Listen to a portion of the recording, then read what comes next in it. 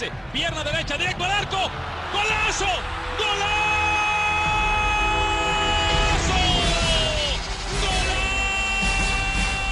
The world of football with a soccer perspective. This is Soccer Today with Duane, Rollins and Kevin Laramee, live on the Sports Podcasting Network. Good day, good night, and welcome to Soccer Today for September 12th, 2018. Duane Rollins with myself, Kevin Laramee. Good morning, Duane. Good morning, Kevin. I'm still recovering from the handbags last night in the USA Mexico. Woke me up there. I've been on pins and needles all day because I'm a 5'6" man. I'm really mad, really mad. First win in 3 years versus Mexico for the U.S. men's national team. Tyler Adams with his first goal for the United States versus their big rival of L3. This game is not necessarily going to be in the collective consciousness outside of maybe the Matt Miazga, Hector Linus moment and the red card. But the goal, it's a goal. It's nothing special. There was a nice little low cross by Adam there, and Tyler Adams finished it. But the Mexico and United States rivalry in Nashville finished 1-0 for the United States. Yeah. Look, 1-0 was maybe fitting for this game, although, Mexico was really dominant in the first half and were unlucky maybe not to score, although they weren't really producing a ton of stuff. The handbags, as I said, were probably the highlight of the game. There's like a 5-minute stretch. The handbags, the red card, goal in that 5 minutes. It's like a basketball game that's pretty bad. Otherwise, I'm a basketball fan, so I can make this joke. The last 2 minutes thing. There is some truth to it, but there's a lot of truth to it. Have you ever watched college basketball?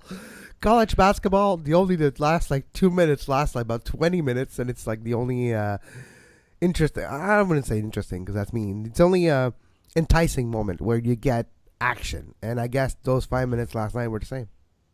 Yeah, it was really, and look, it was a nice finish on the goal. I thought Adams finished it well, and that it'd be the other family that will remember this in the consciousness because it was his first goal, obviously, and there's some patriotism associated with scoring for the United States on a day of infamy, 9/11, of course. So that would probably resonate with a lot of people down there. But all in all, this was a friendly, and after watching the Nations League, both CONCACAF and UEFA based over the past little while, it was hard to get really motivated about, even for a rivalry game. There's a little more spice in a rivalry game, but by and large, it was a friendly, and it showed. And I think that Americans haven't been overly exposed to the CONCACAF Nations League yet. You don't hear them talk about it much. They still focus more on the fact that they're playing England at Wembley next month and all that sort of stuff. And I get why that's exciting. But I think once the Nation League kicks off in full form next year, and American fans who are a little reluctant to embrace this competition right now start to see it for what it is, that will be something that they'll accept as a better option. Because imagine that game last night. Only it's in the Nations League semifinals or finals, right? That will have a lot more spice to it because there will be something on the line that is a little bit bigger than what just a friendly is. Obviously, it's not World Cup qualifying or even a Gold Cup, but it is something a little bit more than just a friendly. And I think that American fans that were a little bored of that one should wait. But the other thing, Kevin, and maybe we'll segue from this, because I don't know, do you want to talk about the game much more than what it was? Not necessarily. And I have to agree with you. One of the important aspects of this game was at halftime. Taylor Twellman on the ESPN broadcast talked about the coaching situation. And how about we listen to the rant, and then we can talk about it more, see what we think about it, and especially the point he makes of, let's listen to it. We'll see. Max, this is the conversation that Herc and Casey are having within the inside circles of Major League Soccer and U.S. Soccer. Now, there's a little bit of a wrinkle because a little more than 24 hours ago, Ziggy Schmidt stepped down as a coach of the LA Galaxy. Greg Berhalter is at the forefront for the U.S. men's national team. That's not my opinion. That is what I am hearing from everyone else within U.S. Soccer and those circles. But there's a big concern for Greg Berhalter. He's still a young coach. Apples to oranges conversation when you coach a club team with the Columbus Crew, or you now go to only coaching a team 4 or 5 days every time you bring in a camp. He's going to have an interesting decision. Does he stay with Columbus? Does he go to the LA Galaxy where he was a player coach and has a great relationship with Chris Klein? Or does he become the U.S. men's national team head coach? But the bigger conversation is this, is that you've had your worst moment in your soccer program, and you were almost 365 days after that. If you are hiring Pep Guardiola, Jose Mourinho, Marcelo Bielsa, then fine. I totally understand waiting and being patient, but you're not. You've set yourself up for an American coming out of Major League Soccer. If that's the case, then I can't buy these friendlies against France, against Italy, against England, against Colombia, against Mexico, against Brazil are less important than finishing out your Major League season that's currently going on. And if there was real pressure in our country, they would have had to hire someone by now. But because there's not, then that massive moment of missing the World Cup almost a year ago, it goes under the radar, it's under the rug, and we're sitting here tonight in a massive moment about developing young players. We still don't have a coach. That one I'm struggling hard to really buy if it's not Bielsa, Guardiola, or Mourinho class. That is where I am really struggling with this decision to wait until the end of 2018. And I have to agree with Taylor Twellman, Duane, especially the part where you mentioned as well. They're playing England next month at Wembley. They're playing Brazil, playing Mexico. You have important games for a friendly versus quality opponents, and you want to develop your young core of players. You want to expose them. But it's not even the coach that's probably going to be there. So who knows if those players will even be involved? Who knows if the tactics, who knows if anything will be similar? You kind of wasted good friendlies, in my opinion.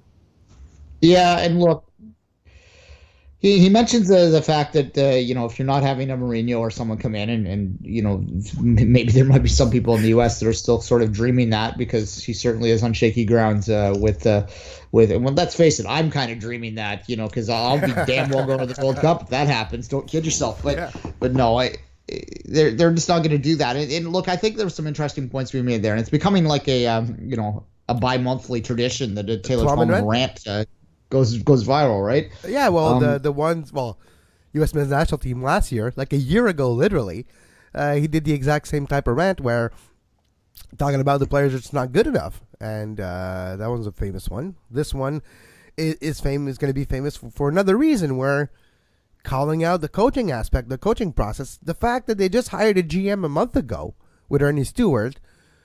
Yeah, it's a wasted year if you want to look at it this way.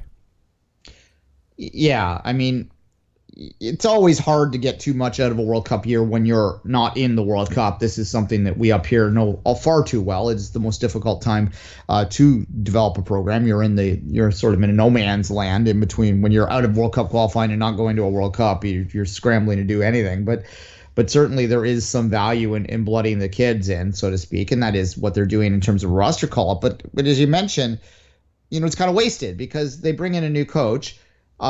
And we'll talk about whether they're looking at the right level in a minute, but you bring in a new coach and they're going to have to make the same decisions that the interim's making right now in terms of who to call up. And you do have Ernie Stewart, obviously, which is above, and they're trying a different thing out with sort of the general manager aspect now. And he probably has a role to play in the call ups. But I think that ultimately there are some big player decisions that the U.S. is going to have to make. I mean, as much as U.S. fans want to be done with the Josies and the Michael Bradleys and the other players that didn't successfully qualify for the World Cup, I think that that's still a debate to be had, whether these guys should be involved in the program, right? And that's going to be up to the new manager to decide. And if you don't have the new manager in, you're going to have to go through the whole decision again. I think at some point you got to bring those guys in or tell them that they're done.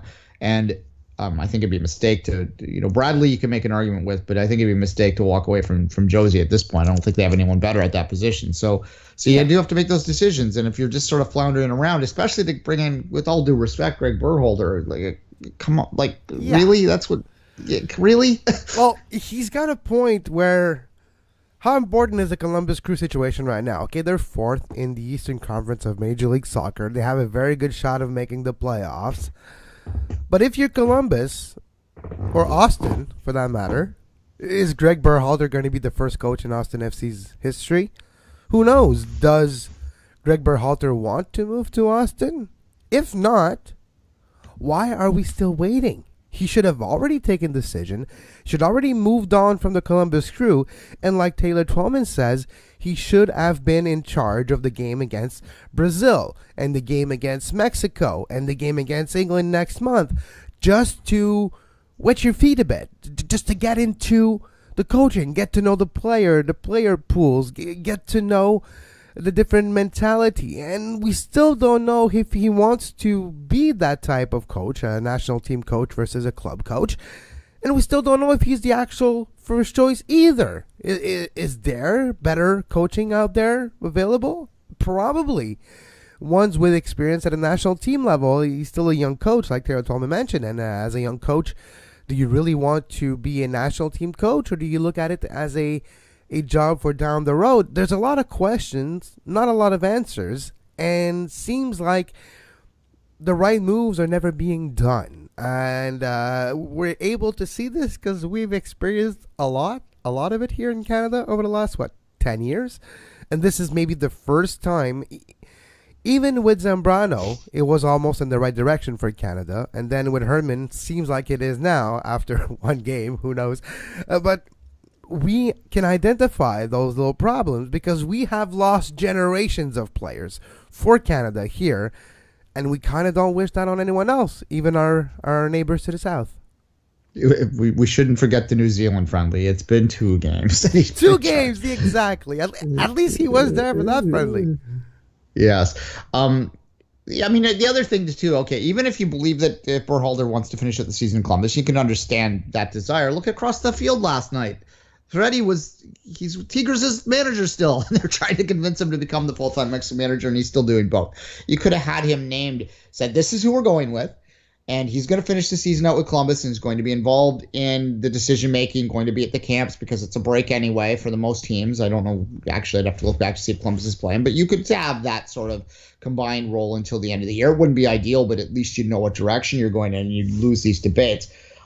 Whether he's the right guy or not, I mean, I am not someone who believes that your manager at the national team level is as vital as some people seem to think he is. I think that it's more important that you have a guy that can sort of calm the ship and quickly motivate players and have some simple, consistent tactics that you can get into play. When I say simple, they don't necessarily have to be like 4-4-2, boot the ball up kind of simple.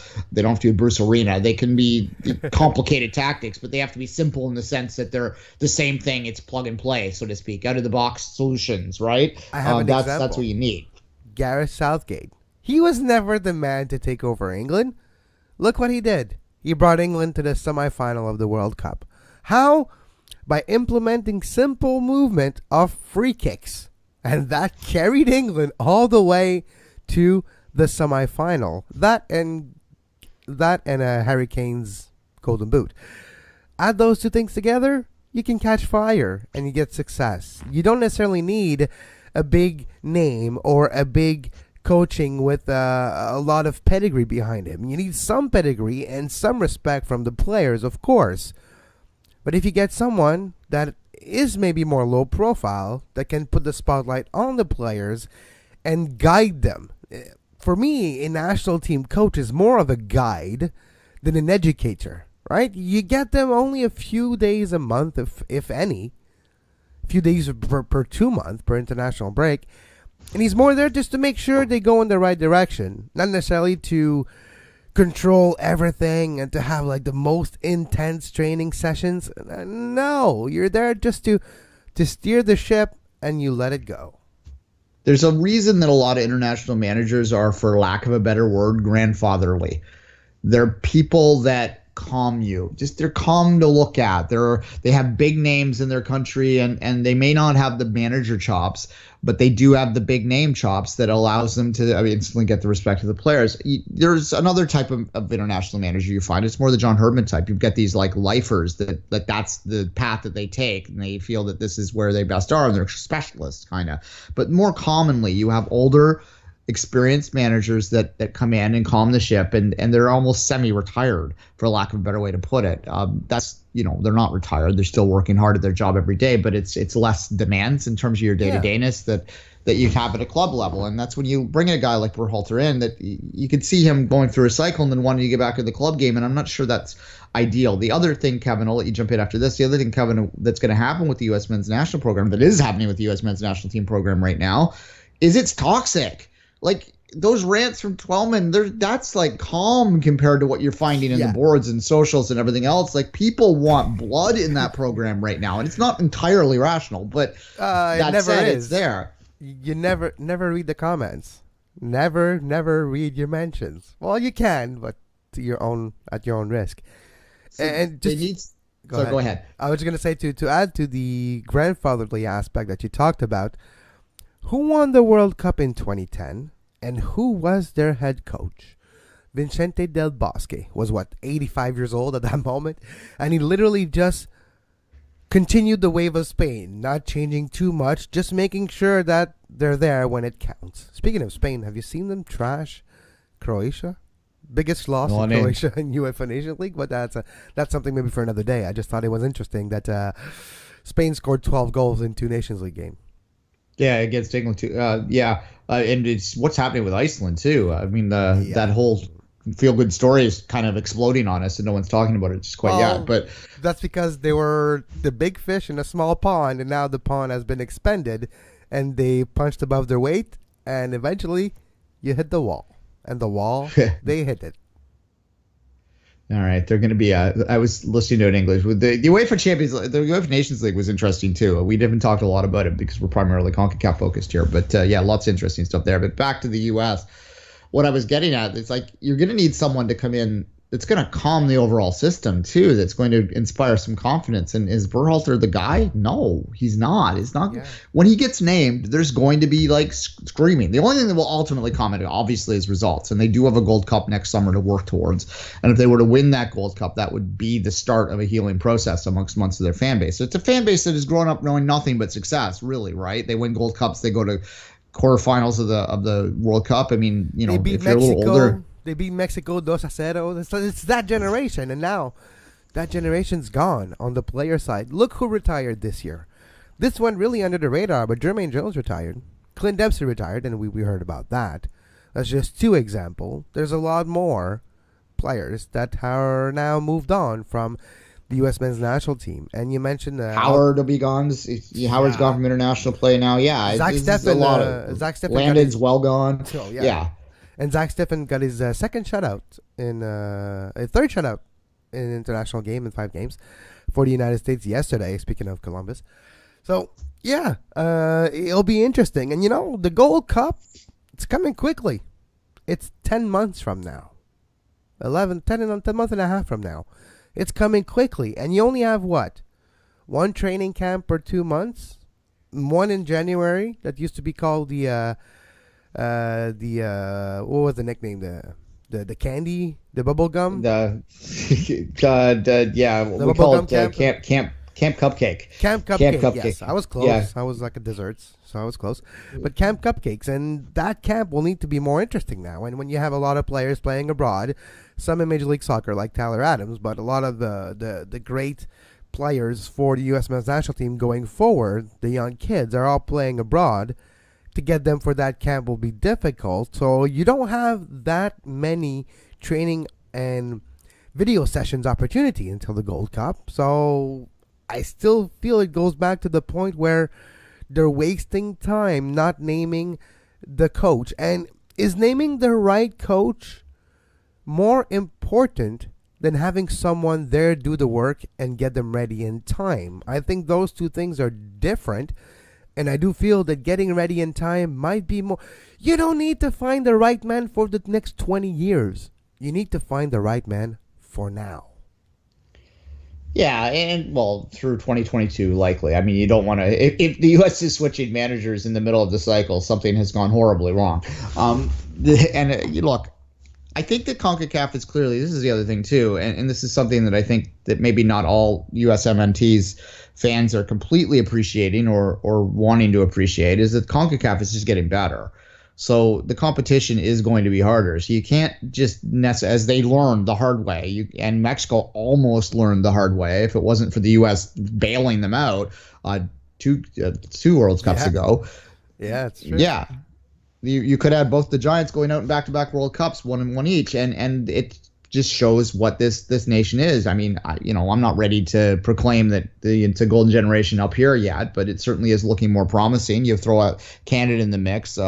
Panama's in a bit of a rebuild now, so maybe they drop back down. But Costa Rica seems not like they're going anywhere anytime soon. They look like they're a decent side that's going to be consistently competing there, and then suddenly, until the World Cup expands to 48, if you're still at 32 in 2022, they still should qualify, but it's still going to be competitive as, again, they learn. So you're going to need to get the right stability in that program to make sure you have the right players in the right direction forward, so you can go to the Desert World Cup in, what is it? Qatar 2022. Yeah, in November. 4 years and 2 months from now. In November 2022. Yeah. Yeah. Maybe Canada will be there.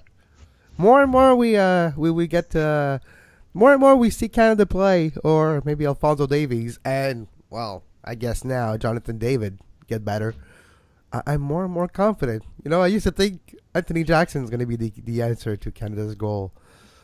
Nope, it's going to be Jonathan David, and it's going to be Alphonso Davies, and Samuel Piet's going to be the captain, and that's going to be a fun generation. And you're mentioning CONCACAF getting better.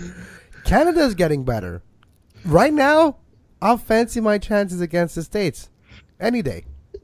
I will think that they should be trying to play them in some capacity as soon as possible, because it's been since 1980 something since they last beat them. So it's kind of, if you look at the overall record, Canada v USA on both sides of the gender, it's not very pretty. But but the women will get a shot in October, and we'll probably talk a bit about that in the days ahead on Two Solitudes for $2 a month. You can listen to that one as we talk completely about Canadian soccer, including the Canadian Premier League. Lots of good content being pumped out there. We'll have another interview this week that's Ottawa Fury related. So subscribe to that at patreon.com/sports podcasting network for $2 a month. Kevin, any final thoughts on the USMNT? That's hard to say quick. The U.S. men's national team? No, their kit was nice yesterday. I like the blue kit. Let's talk about Hector Lainez for a second. This 18-year-old kid, maybe the second best teenager in CONCACAF right now, made a splash last night. Did not contribute to a goal or to an assist, but he helped Mexico dominate parts of that game and was really looking great versus Uruguay as well, and versus Mexico. By the way, Mexico is on a 4-game losing streak. For Mexico, that's very rare. You never see that, and they lost both their friendlies this weekend. But still, Hector Lainez really looked good for an 18-year-old, even though he's 5'4" or something. But he still looked very, very good with the ball at his feet. Yeah, and look, someone was pointing out that it was kind of ironic that the U.S. was making fun of a player being short, because for years they've sort of valued size over skill nonetheless. So yeah. It's funny, though, that like a comment or an incident on the field, which is more made as a psychological warfare type of scenario, and it worked, right? But if it wasn't for that, you can't really take something out of this and use it as a way to identify, yeah, that's why you guys suck, because you only favor athleticism and the height, and it's not about that. He just made fun of him to get in his head, and guess what? It worked. Well, maybe. I think the red card was more of an accident than it was something that was boiling blood, but that's just my opinion there. At any rate, I had a poll last night about who the best teenager in CONCACAF is, and I think there's a real interesting debate there. Kevin, do you have any thoughts on who the best teenager, having seen that game last night, any thoughts on who the best teenager in CONCACAF is right now? Is it still Alfonso? Do we think it's Alfonso? I think it's Alfonso. Is it Christian? It's not. It could be Ramirez, but is Ramirez still considered a teenager? I guess he is, right? Well, I'm talking about the American wunderkind at Dortmund here, but Christian, Pulisic, yes. I guess, yeah. But for me, it's Alphonso Davies. Why?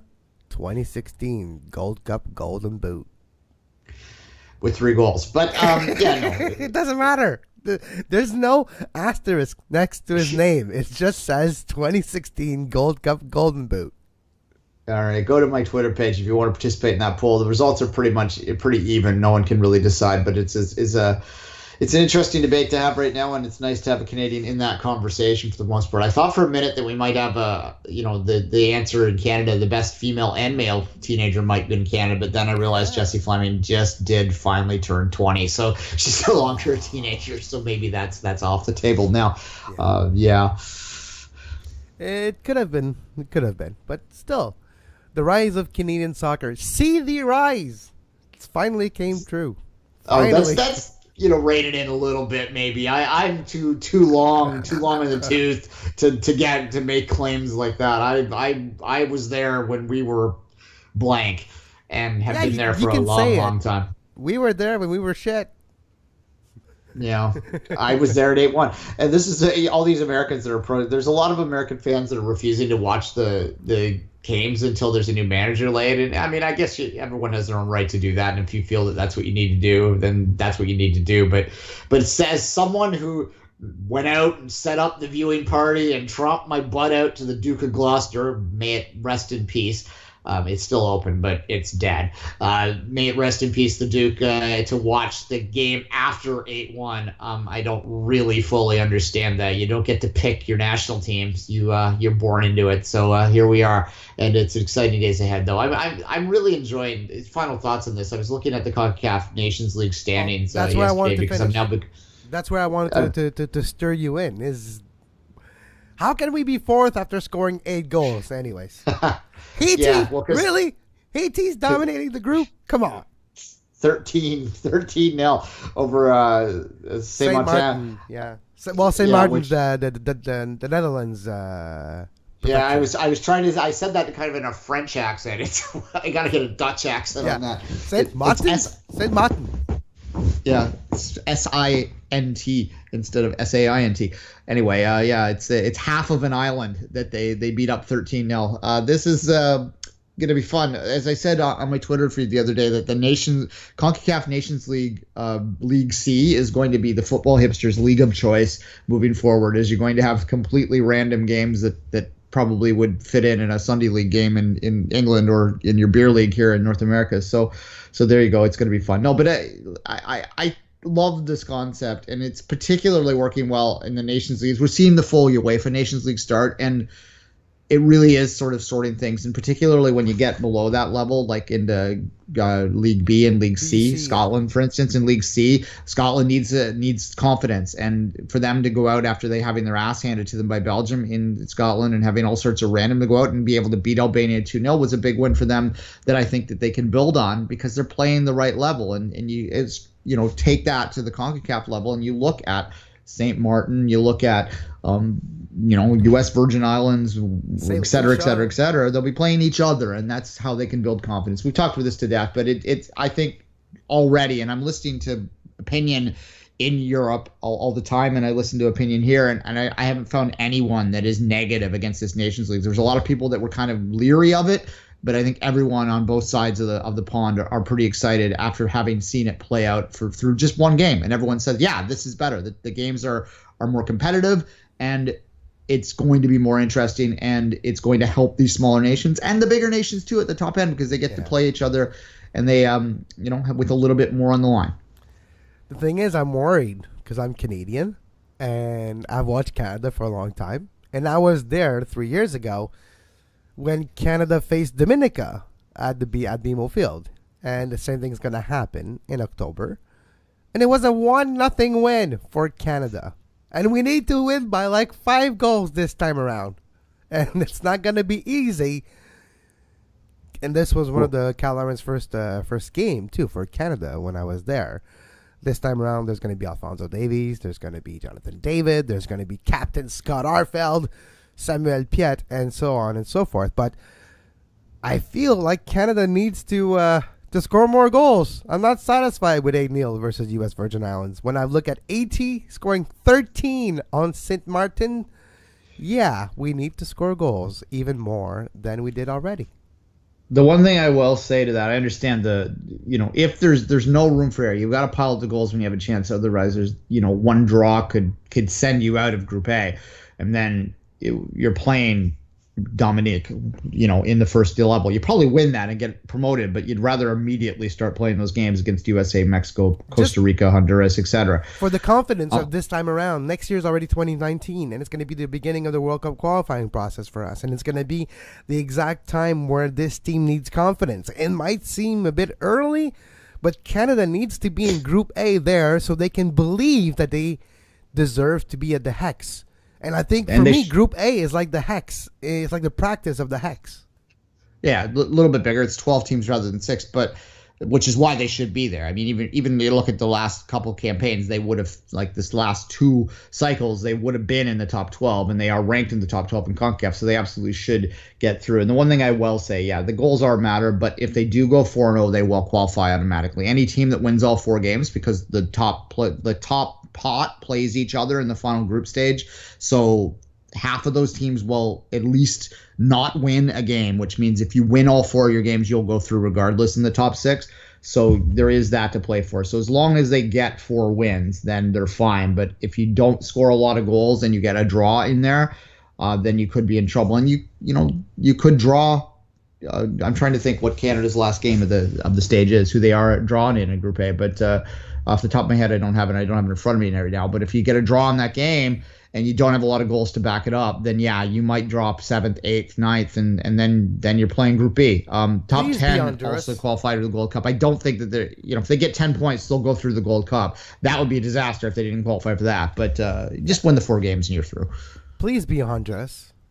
That would be fun. Get Honduras right now where they're at their lowest in 5-6 years, and we might be at our highest in 5-6 years. Let's beat them. Let's beat them badly. Let's show them that we moved on. Well, yeah, and I mean, we've talked about this last week a little bit too, but I think the most important aspect is even beyond that, that you play down there, and that's going to be the important aspect altogether to play. I'm just looking. Canada plays French Guiana, and it's in the A versus A matchup, so they do have a fairly. So we're good. We're good. Sorry, Alex Bunbury, but we're gonna kill you guys. We're gonna score a few goals on you. So they should be able to win all 4 of these games. I mean, in many ways, the Dominica game might be more difficult, the most difficult one coming up, and it's at home. So I think that they'll be fine. But it's going to be. It's going to be important, and it's going to be important because what has been the biggest error we talked about before, and we're kind of repeating ourselves, I appreciate, but just to reiterate it one more time, is winning in Central America. They've never been able to do it at all, going way back to when I was a kid watching this team. They always struggled down there because they never played down there until it really mattered, and now it matters, but it doesn't really matter. You know what I mean? And these are going to be great warm-ups for this new generation of kids that is coming through that are being built towards 2026, but are hopeful for 2022. And that's going to be something that's going to be interesting to watch play out. Absolutely. As always, you can follow Duane on social media at 24th Minute and myself at Kev Laramee. We'll be back tomorrow with another edition of Soccer Today, the world of football with a soccer perspective. You can find the podcast versions of all our shows anywhere you find your podcasts. Look for the Sports Podcasting Network or look for Soccer Today. Subscribe to our YouTube feed. Right the red button right underneath your screen right now if you're watching on video. Or subscribe to our podcast feed. Download our podcast. This really helps us a lot all around the world.